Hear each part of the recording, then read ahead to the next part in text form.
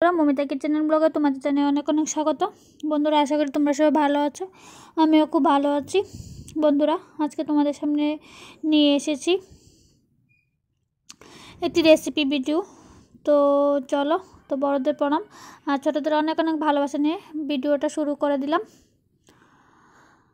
তো দেখো, ফার্স্টে আমি কড়াইটা বসিয়ে দিয়েছি। তো কড়াইটা গরম হওয়ার জন্য আমি ওয়েট করছি। তো আজকে রান্নাটা হলো মাছের ঘাটা, নর্থ ইস্ট স্টাইলে তৈরি করবো মাছের ঘাটা। আর এই মাছের ঘাটাটা কিন্তু আমার ভীষণই ফেভারিট। কারা কারা মাছের ঘাটা খেতে ভালোবাসো অবশ্যই জানাবে।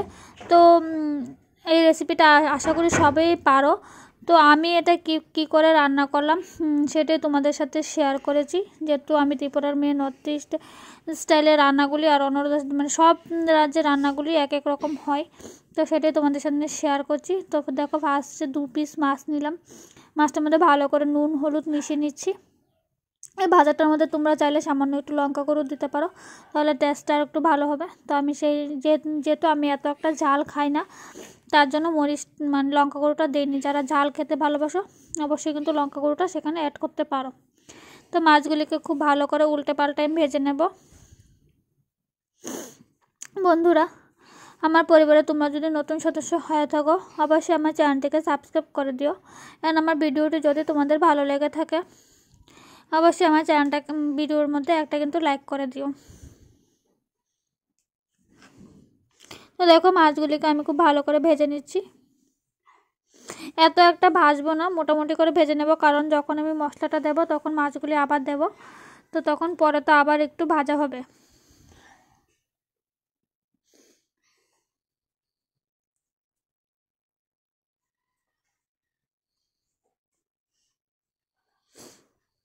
তো দেখো, আমি এগুলিকে এখন নামিয়ে নিচ্ছি।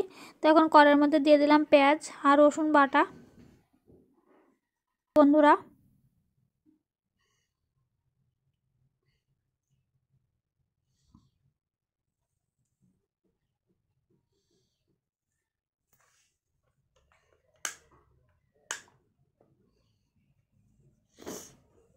তারপর আমি এটার মধ্যে অ্যাড করব মরিচ আর আদা বাটা।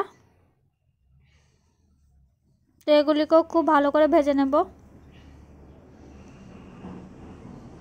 তারপর দিয়ে দিলাম নুন হলুদ,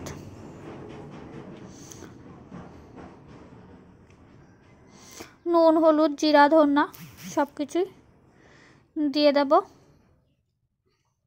অ্যাকচুয়ালি জিরা ধনিয়ার গুঁড়োগুলি, গোটা না, গুঁড়ো, সবগুলি খুব ভালো করে দিয়ে দেব। দিয়ে খুব ভালো করে আমি ভেজে নিচ্ছি যতক্ষণ পর্যন্ত না মশলাটা থেকে তেল ছেড়ে যাবে। এতক্ষণ অবধি ভাজতে হবে। যদি মশলা থেকে তেল যদি ছেড়ে দেয়, তাহলে আমরা বুঝে যাব যে মশলাটা আমাদের ভাজা হয়ে গেছে। দেখো, একদম তেল ছেড়ে দিয়েছে। এখন আমি দিয়ে দিলাম ভেজে রাখা মাছগুলি। তো ভেজে রাখা মাছগুলিকে বন্ধুরা আমি একটু গুঁড়ো করে নিয়েছি, আর একটু কাটাগুলো একটু বেছে নিয়েছি। না হলে মানে কাটা দিয়ে একদম ঘাটা কাটা হলে এতটা খেতে ভালো লাগে না, শুধু কাটাই পড়ে মুখে।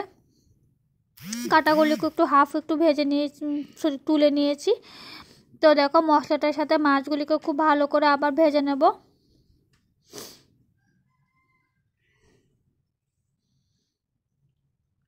খুব ভালো করে মিশিয়ে নেব। এটা কিন্তু বন্ধুরা গরম ভাতের সাথে খেতে কিন্তু একদম দুর্দান্ত লাগে।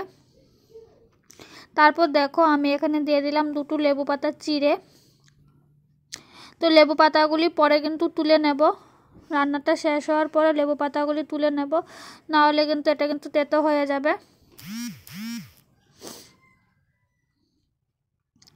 লেবু পাতাটা পরে আমি কিন্তু তুলে নেব।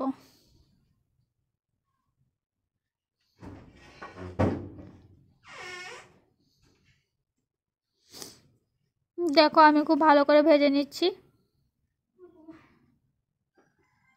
বন্ধুরা, কারা কারা এই ঘাটা রেসিপিটা খেয়েছো আর কারা কারা খাওনি অবশ্যই কিন্তু কমেন্ট সেকশনে জানাবে। আর আমার ভিডিওটাকে কোথা থেকে দেখছো অবশ্যই জানাবে, কারণ আমিও তো জানতে চাই যে আমার ভিডিওগুলি কোথাও অবধি পৌঁছচ্ছে।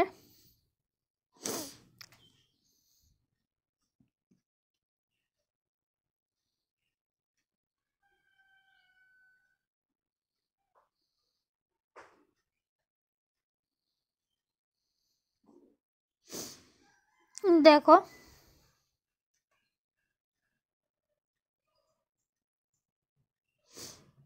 আমার এটা প্রায় কিন্তু বন্ধুরা ভাজা হয়ে গেছে।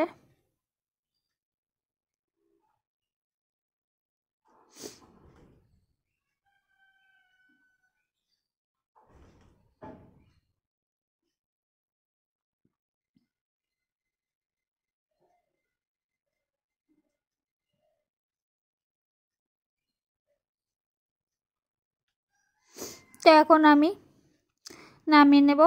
এই হলো আমাদের ঘাটাটা।